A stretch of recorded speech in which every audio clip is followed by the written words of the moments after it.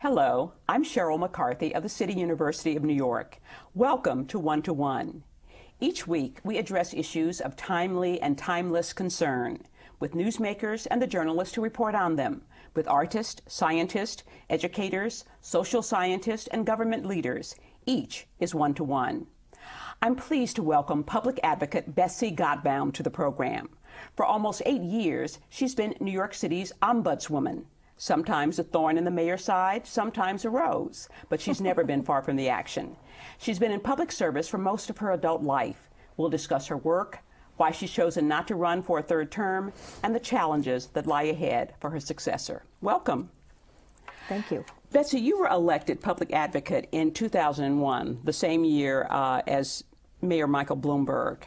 How has the mood of the city and its problems or issues changed since you took office? Well, it's a very good question, Sheryl, because of course when I took office, or when we took office in 2001, 2002 is actually when we took office, it was right after 9/11. And indeed, the election was on 9/11 and had to be postponed. So the mood of the city was really strange. I mean, everybody was very worried. We were all pulling together. Everybody wanted New York to succeed. The mayor came in, took charge right away. I mean, I think that there were lots of similar problems in terms of mood and worrying about the city and were we going to get back, the economy was going to fail. All of those things were there then, and then we bounced back and we had years of great prosperity and a great mood. I see the city as always able to confront any problem, and we'll shrug it off like New Yorkers, and we'll get to work and we'll try to make things better. But in the end, I think we'll succeed. And I think that happened when we first took office after that horrible incident that had never happened in this country before. I think now we're facing a completely different kind of crisis, but I think New York and New Yorkers will pull through. Now, you are only the second public advocate. Mark Green was the first. Right. And some, would say, I think, that the office seemed to have somewhat greater visibility previously. I mean, I remember Mark Green would come out periodically with these big reports, sort of investigative reports on, some city agency that wasn't doing what it was supposed to be doing, about some city problem that, needed to be addressed right away, and it would be introduced with a lot of fanfare. It would get a lot of press attention. That has not been the style of your office. Now, is that because of just a different style of operating, or does it have anything to do with a difference in resources in the office? Oh, no. Well, first of all, let me say that we have done just almost as many reports as Mark Green has done.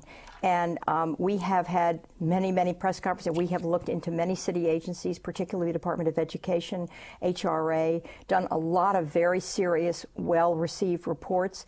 It's a very different administration than when Mark Green was public advocate. Mark Green had Mayor Giuliani as a mayor, and the two of them were always at each other's throats. And you needed somebody who was as vociferously against some of the policies of the Giuliani administration as Mark was, and he was very effective at that, and I would not take that away from him. I've had a very different experience. Michael Bloomberg is a very different kind of mayor. It doesn't mean to say that he is perfect in everything, and where I believe some of the agencies have not been doing what they're supposed to do, I have been very much out there. Part of the problem is that sometimes the press isn't as interested in some of the reports and issues that we talk about, and other times, or if there isn't as much conflict, perhaps. There's not as much conflict, and frankly, I'm not as loud, and I'm not as interested in getting press as others may be. And I have a very different kind of atmosphere and relationship. And my focus on the office has really been, it's very different from Mark's. And it has to be different because I have a very different time period. I mean, different kind of time period. Mm-hmm. And what I mean by that is I focused on the ombudswoman's function of the office. We get calls, daily calls in to our office. People thought with 311 that our office would no longer get any calls and we'd be irrelevant. Quite the contrary, we get just as many calls as we got before. What we do is we take people through a problem. If you call about your water bill being too high, we will actually work through with you to try to figure out why your water bill is too high, and oftentimes we can get it reduced. Then often what happens is that we find that it's a citywide problem. Right. And with the citywide problem, we then do a big report, we do a press conference, and my focus and emphasis has been on that. And in the last couple of years, we've seen the calls in the Department of Education, in HRA, for example, skyrocket from the first couple of years. And part of that has been my work in education, which has been a big emphasis of mine, and the fact that there really are problems in HRA, and people are frustrated, and they do call us. So it's a different style, yes. It's a different emphasis on how the office should be run, and it's who I am. I mean, I am not a press hound, and I don't. There's nothing I can do about that, and I don't regret it. I mean, it's just the way it is. How big is your staff, and what kind of budget are we looking at? The staff is about 41 right now. The budget has gone from, when I first came in, it was $2.6 million. Now, you have to understand something. It's now a little under $3 million. That's going down in next year's budget. We're a citywide office. To run a citywide office, to have a $3 million budget is pretty sparse. You're getting a lot for your money. If you talk to some of the people that we help, you know what? People who say this office isn't relevant, that's just not true. If you look at some of the projects that we have had and done work on, like food stamps, and the number of people that have increased getting food stamps, I believe as a result of the efforts of our office, you can't say that this isn't an important office. And it's only $3 million at the most. By the way, one of the things I'm going to be working on as much as I can is to try to get this office an independent budget, like the independent budget office, so that you can't have it fluctuate the way it fluctuates. It's not right. This is supposed to be, the office is to be the watchdog over the mayor's programs. And if that's the job, the mayor should not be controlling the budget of the Public Advocate. Now, the independent budget office, what determines that budget? Is it a percentage? Yeah, they get a percentage of the Office of OMB, Office of Management budget. And I think we should, because I think our relationship with the council, I think we should get a percentage of the council's budget. And by the way, I'm not asking for the moon. I'm actually asking for even a little bit more, because I would like to have the ombuds function on a much larger basis. We are only 9 to 5, Monday to Friday, because we're very small. Right. But we really show the need. There's a need to have this, much more, 24 hours, perhaps less than 24 hours, but certainly some on weekends. And I believe that's an important function for the office, and that's why one of the reasons we would ask for more in an independent budget. You've served in a number of public service capacities. I mean, you were too many to name here, right. But including Parks Commissioner under Mayor Dinkins, you're head of the New York Historical Society. Why did you decide to run for public advocate, and at a time when some people were saying, as you said, that we really don't need this office? Well, first of all, I had always had a little hankering to run for office. I'd never done it. I'd sort of been around the political world. I was Parks Commissioner, and I thought it was a fantastic job, and I loved the kind of interaction of the New York community out there, and my colleagues in government. So I thought, it was open. Mark Green couldn't run again, and I decided to run because I really wanted to help people, and I thought that this office was an office that could, in fact, help people, and that's in fact been my focus. Really trying to help people. Again, and really a direct service function. A direct service function to help people that have no place else to turn. And to me, the thing I'm most proud of is I believe that if more people knew about this office and knew about the function, they would call us, because we get people who are so frustrated, they don't know where to turn, they don't know how to get things done, and I believe that that's something my office does very effectively. Now, will calling 311 get them to you? Or Sometimes. Do you have your own number that you want to tell people about? Oh, we have our own number. Okay. But 311 often refers people to our office. Okay. When somebody calls with a problem they can't resolve by being referred to an agency, they can call us at 212-669-7200. That's a pretty easy number to remember. But we do get referrals from 311. And the more people that know about our service and how we help people, the more important it is. Let's discuss some of the areas you have focused on. Yep. and how well you think the city is doing in these areas and what kinds of initiatives you think are necessary. Hunger is one area that you focused on. How's the city doing in terms of, responding to this problem? Well, Sheryl, I think one of the things I do not understand, and I don't think anybody that I talk to understands, why the mayor seems to be so against allowing able-bodied adults with no dependents to get food stamps for a longer period of time if they don't have a job or if they aren't working in a WEP program. Especially since there's going to be federal money. It's all available. federal money. Right. And the stimulus, the president has said he wants this waiver. He's put money in the stimulus package. My office calculates that it's $52 million that would come into the city. Federal money coming into the city. And by the way, that money doesn't go in people's pockets. This is not a bailout for individuals. Right. People spend that money. Right. They go to the bodega, they go to the supermarket, they go to the green markets, hopefully, and they spend the money to buy food. So why does the mayor say he's opposed to it? I think I don't understand it. He says that able-bodied people should be working, and if they're not working in WEP, and WEP, is where right. you work for a couple of hours, 20 hours a week, I think it is, in order to get your food stamps. Right. Well, you know what? First of all, there are 47,000 people now, able-bodied New Yorkers without dependents, who are eligible. There are in no way 47,000 WEP positions available in any agency in this city. I mean, I ran a WEP program, so right. I know very well how it runs. Right. It's not possible. So therefore, let's rethink the policy. People are going to be out of work. There are going to be a lot of people who will be looking for food stamps. I don't understand, and I beg the mayor to rescind this policy and to allow the able-bodied adults to get food stamps for a projected period of time. Housing. Which is it's always going to be a problem in New York City. Well, how are we doing? Well, I do think the mayor had a plan to build, I think it was 160,000 new units of housing. Whatever happened with that? I think some of it is happening, but I think what happened is the recession happened. And so a lot of people can't get, a lot of the developers, people building the housing, can't get the money to do the contracting work they need to do in order to finish the housing. I mean, I think I don't think that's anybody's fault. I think the plan was a good one, and I think the focus was a good one. Hopefully, because Sean Donovan, our wonderful commissioner of HPD, has gone to Washington to run HUD, perhaps a lot more of that will come back into the city now, and we'll be able to get going on the housing. Yeah. Clearly, the housing problem is huge. I mean, the affordable housing in this city is a big problem. We want more affordable housing. We need to figure out how to do it.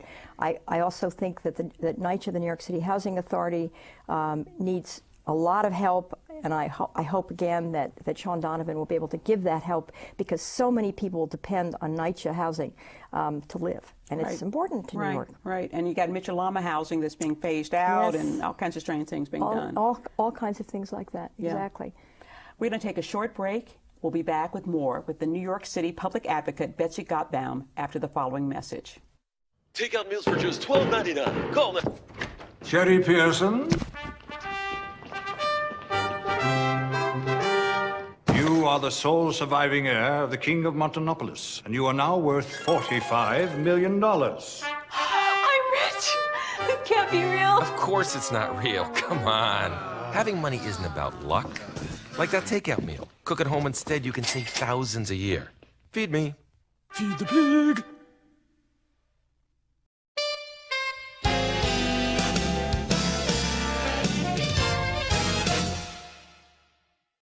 Welcome back to One to One. I'm Sheryl McCarthy of the City University of New York, and I'm talking with New York City Public Advocate Betsy Gotbaum.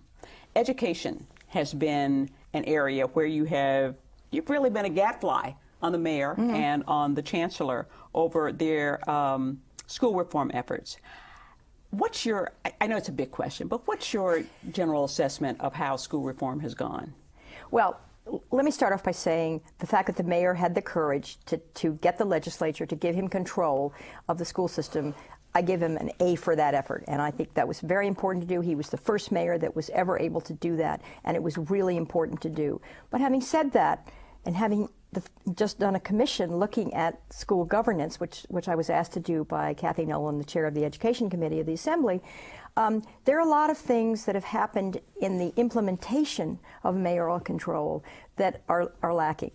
Some of the good things, the emphasis on the schools, on bettering the education for all kids, on trying to lessen the achievement gap between minority children and white children.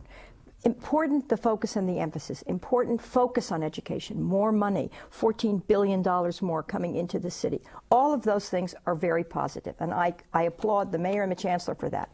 However, in the implementation of mayoral control, what has been completely pushed out is any community or parental involvement, or any way in which schools and parents have a way of saying anything about policies that affect them. Let me give you an example that is burning in me, because I've been out in the schools. I try to go to schools twice a week all over the city.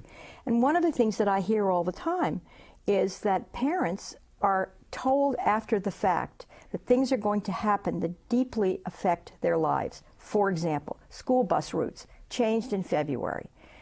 Why would you do that? Kids left out on the streets.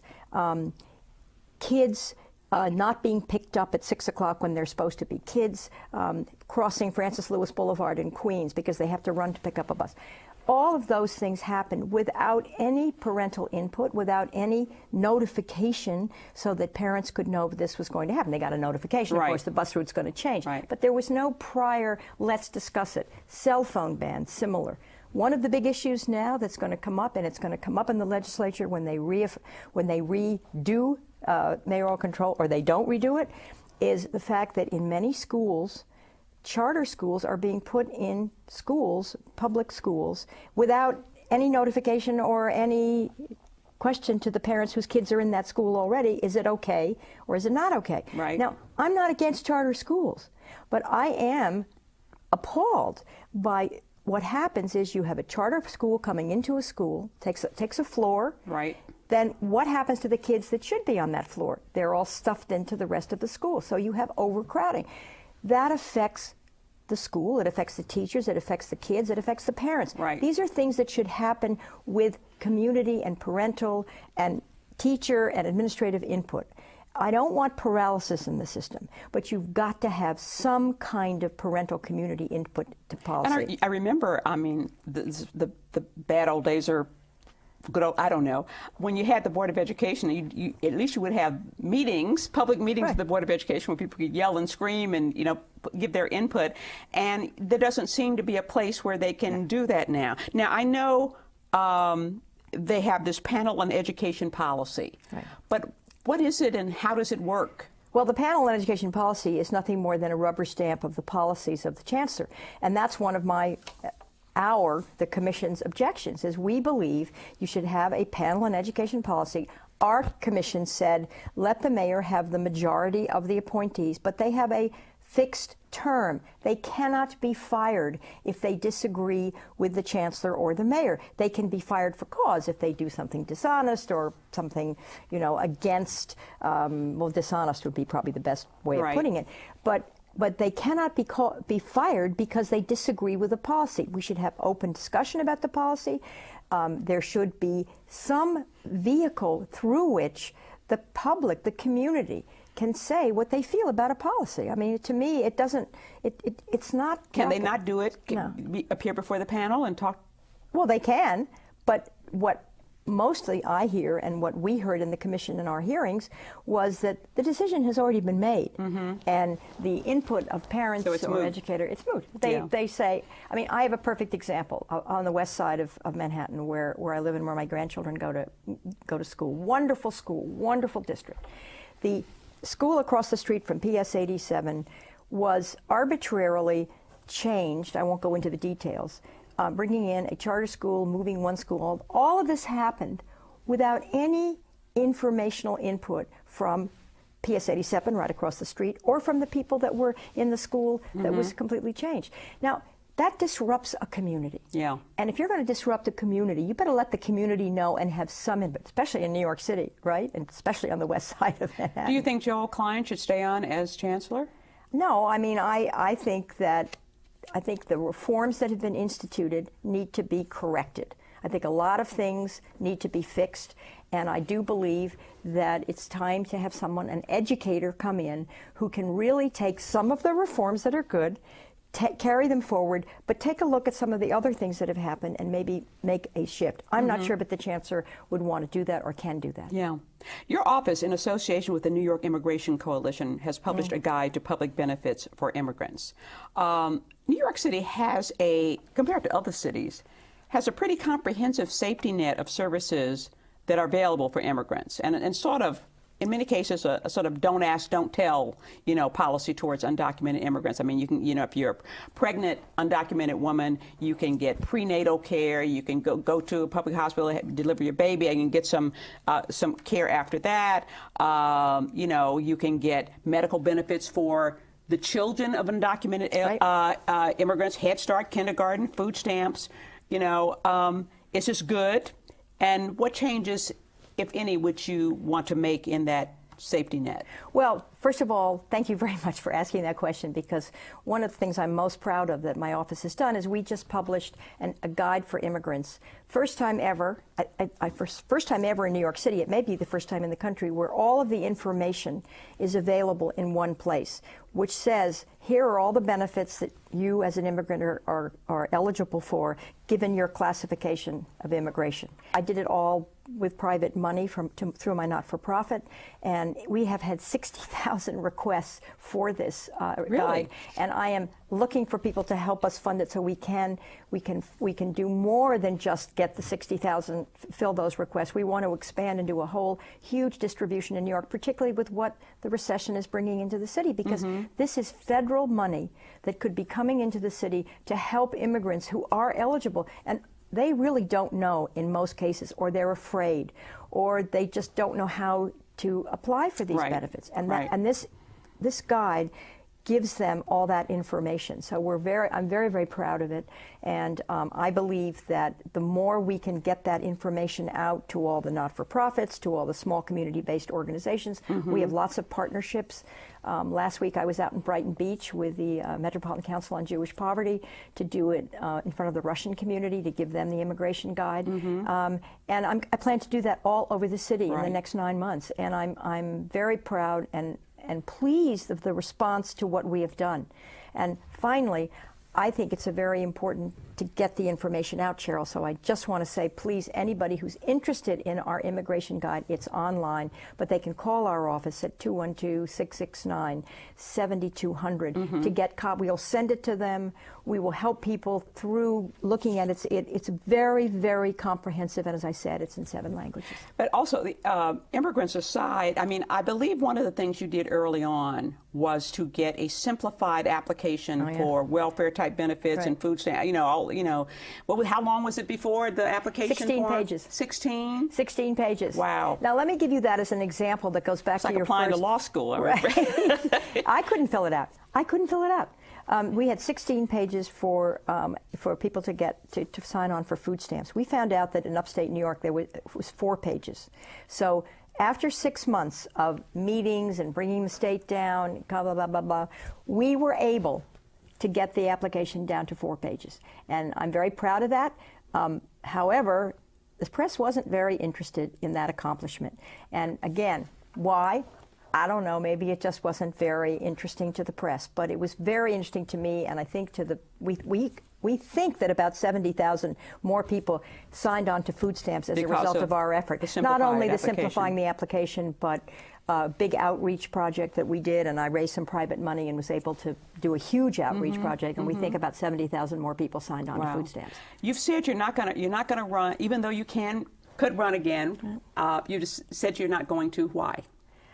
Well, I was very much against the way in which the overturning of term limits happened, and I was out front on that. Again, it would have been very hard for me, after saying I'm against overturning term limits without going to referendum, to turn around and say to New Yorkers, well, now I can run again, so forget about what I said 2 months ago or a month ago. Vote for me again. I just felt it was the wrong thing to do. I've done it for 8 years. I love this job. I think it's a very important job, but I feel just the way it was done and the fact that I just can't see running again under these circumstances. So I'm very excited. I like to repot myself, and I'm going to do something else. What do you have in mind? What do you think? Well, what are you thinking about? I'm talking to lots of different people. I love this whole access to benefits issue. To me, it's a very important issue in the city of New York and elsewhere in the country. The fact that there's all this money out there that's available to us, you know, and we're not taking advantage of it, you know, I just don't get it, because we're always complaining, right? Politicians are always complaining we send much more money to Washington or to Albany than they send back to us. But then there's all this money hanging out there that's available to us, and we're not really getting it. So that's an area that I'm very interested in, and I'm going to pursue looking into that. We've got about 1 minute left. Okay. Anything you want to say about the people that you know who are running for your job? Well, I'm also very, I'm very pleased. I've had them all in to talk about the office, and what I see are the pitfalls to the office, the obstacles to the office, and what I believe are the great things about this office. They've all been very receptive. I think there's a lot of really good young people running, and I think that they are very energetic, and they have a great idea. They may run it differently. And who is running? What are the names that you know of? The names that people that are running are Eric Joya.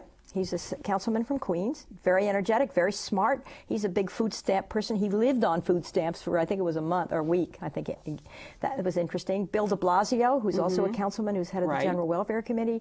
Mark Green is running again for re-election, and Norman Siegel's running. I think 3 other people dropped out as a result. But we have interviewed all of them. There's a Republican from Staten Island who is coming in, I think, to talk to us next week. Well, it'll be interesting to see what the next person does with the job. It will. To see what you do next. Thank you. We're out of time.